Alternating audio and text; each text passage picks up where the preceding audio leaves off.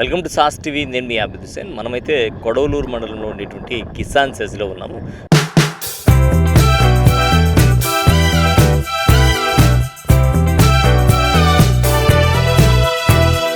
ప్రధానంగా ఈ నెల 27, 28, 29 తేదీల్లో 3 రోజుల పాటు ఇక్కడ మహానాడు జరగనుంది.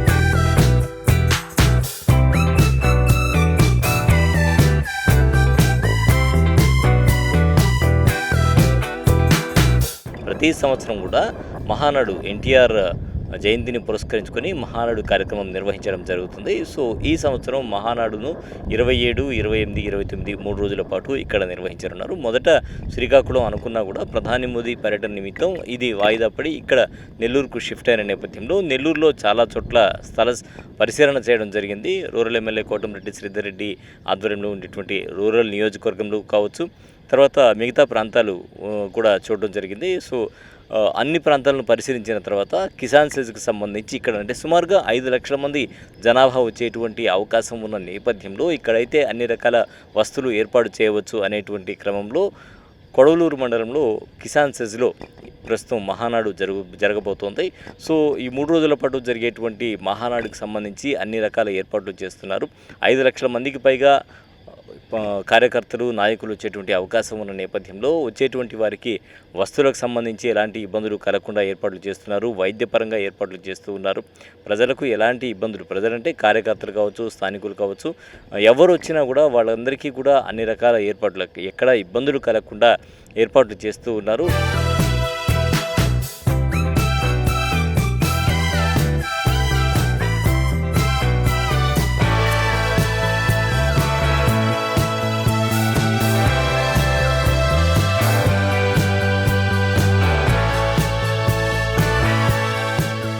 సో మొత్తంగా మనం చూడొచ్చు, జేసీబీల సాయంతో మొత్తం నేలనంతా చదును చేసేటువంటి పరిస్థితి ఉంది.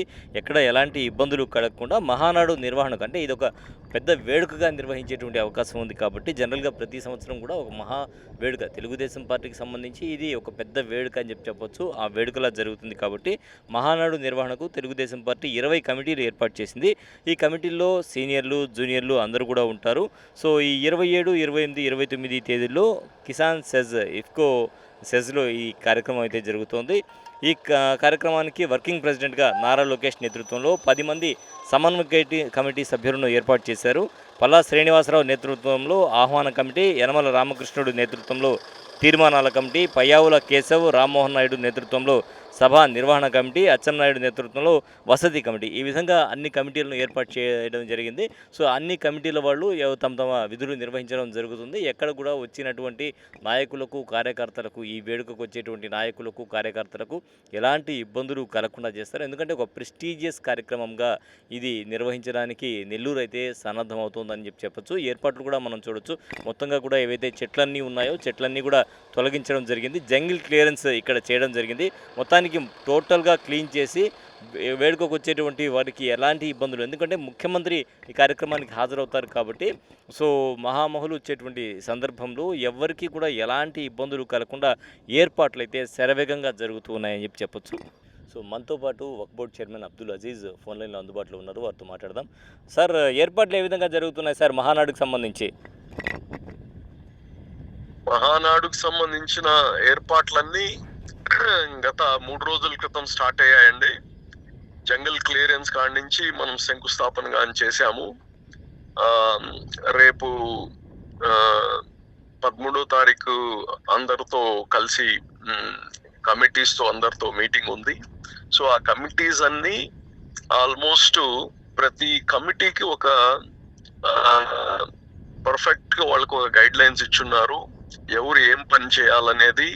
అలాగా ఫైనాన్స్ కమిటీ కావచ్చు, ఆర్థిక వనరులు కమిటీ కావచ్చు, ట్రాఫిక్ గురించి కావచ్చు, అలాగే కావచ్చు,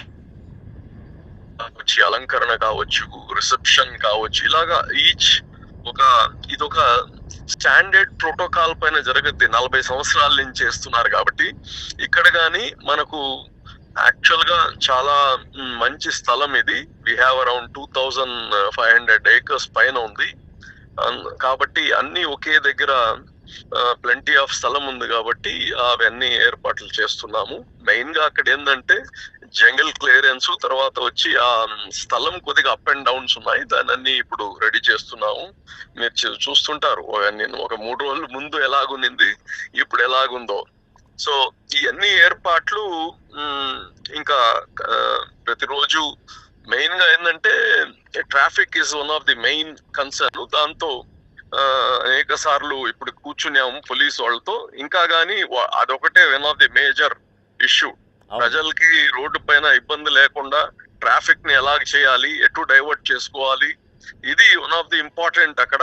మిగతావన్నీ వచ్చిన క్యాడర్ కావచ్చు, మా పార్టీ అభిమానులు కావచ్చు, వాళ్ళందరికీ అక్కడ భోజనాలు వసతి ఏర్పాటు చేయడం, తర్వాత వచ్చి డిఫరెంట్ మీటింగ్స్ ఉంటాయి, ఆ మీటింగ్స్ కావాల్సిన స్థలాన్ని ఏర్పాటు చేయడం, ఇవి కామన్ గా జరుగుతాయి.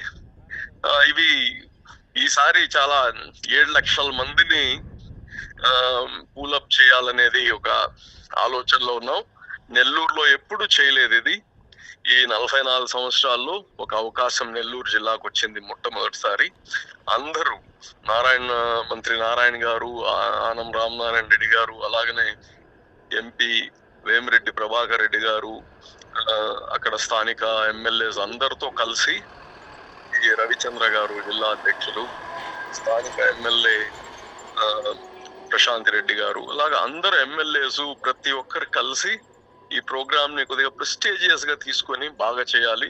ఎందుకంటే చాలా దగ్గరలో ఇంత స్థలం ఉండదు బాగా చేయాలన్నా. మనకు అదృష్టం శాతం ఇంత మంచి స్థలం దొరికింది.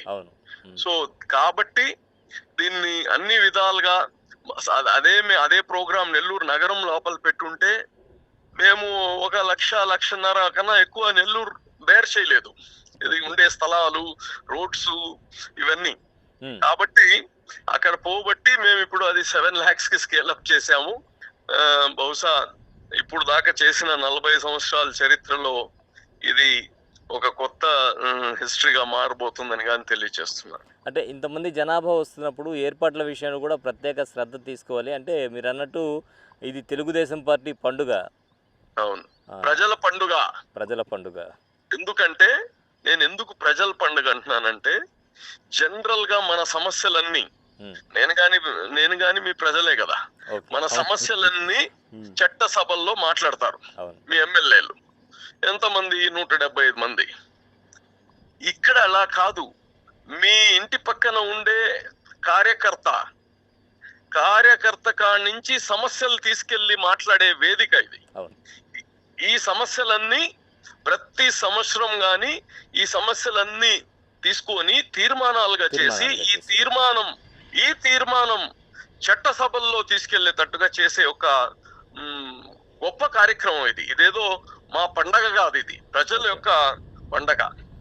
సో అందరూ అది అర్థం చేసుకోవాలి. చాలా మంది ఇది ఓన్లీ తెలుగుదేశం పార్టీ వాళ్ళు చేసుకుంటున్నారు అనేది కాదు, పార్టీ వాళ్ళ సంక్షేమం కోసం కూడా, కార్యకర్తల సంక్షేమంతో పాటు ప్రజల యొక్క శ్రేయస్సు కోసం చేసే యొక్క ప్రోగ్రామ్ ఇది. కాబట్టి ఏ సమస్యలున్నా స్థానిక మీ బూత్ లో ఉండే మా నాయకుడు ఇచ్చే సలహా కాడి నుంచి అక్కడ నోట్ చేయబడుతుంది.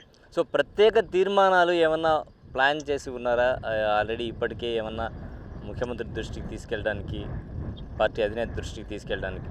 అంటే కొన్ని ఫండమెంటల్ ఉంటాయి, అవన్నీ మేము జిల్లా అధ్యక్షుడు, ఎమ్మెల్యేస్ అందరం కూర్చొని కొన్ని ఫండమెంటల్ అంటే కంప్లీట్ రాష్ట్రం కోసం, మన జిల్లా కోసం కావాల్సినవి మేము చెప్తాము. ఇంకా డీప్ రూట్ మీ ఇంటి స్ట్రీట్ లో సమస్యల కాడి నుంచి కొన్ని క్రానిక్ సమస్యలు ఉంటాయి. క్రానిక్ సమస్యలు, దాని వల్ల ఎన్నో ఇబ్బందులు పడుతుంటారు. అటువంటివన్నీ కానీ మా కార్యకర్తలు ఆ బూత్ లెవెల్ లీడర్ కాడి నుంచి చెప్పినప్పుడు దాన్ని కానీ కన్సిడర్ చేసుకొని దాన్ని కానీ రిజాల్వ్ చేసే ప్రయత్నం చేస్తాం. ధన్యవాదాలు అజీజ్ గారు. Thank you very much. So మొత్తానికి అజీజ్ గారు చెప్పినట్టు సుమారుగా 7 లక్షల మంది ఇక్కడికి వచ్చేటువంటి అవకాశం ఉన్న నేపథ్యంలో ఇప్పుడు చూడొచ్చు మొత్తంగా కూడా టోటల్గా వెహికల్స్తో క్లియరప్ చేస్తూ ఉన్నారు. జంగిల్ క్లియరెన్స్ కూడా ఒకవైపు జరుగుతోంది. ఇవన్నీ కూడా కంప్లీట్గా 27వ తేదీలోపు మొత్తం కూడా పూర్తి చేసేసి సో 27వ తేదీ పండుగ నిర్వహించడం జరుగుతుంది. తెలుగుదేశం పార్టీ మహానాడు పండుగ. ఇది తెలుగుదేశం పండుగ కాదు, ప్రజల పండుగ అంటున్నారు అబ్దుల్ అజీజ్ గారు. సో ఆ విధంగా ఒక నేషనల్ హైవే పక్కనే ఉండడంతో నేషనల్ హైవేకి సంబంధించి ఎలాంటి ఇబ్బందులు కలగకుండా, అంటే హైవేలు వాహనాలు వెళ్తూ ఉంటాయి కాబట్టి వాళ్ళకి ఎలాంటి ఇబ్బందులు కలగకుండా ప్రత్యేక ఏర్పాట్లు చేస్తున్నామని తెలియజేస్తున్నారు. కెమెరామెన్ మహేష్తో హుసేన్, సాస్ టీవీ, నెల్లూరు.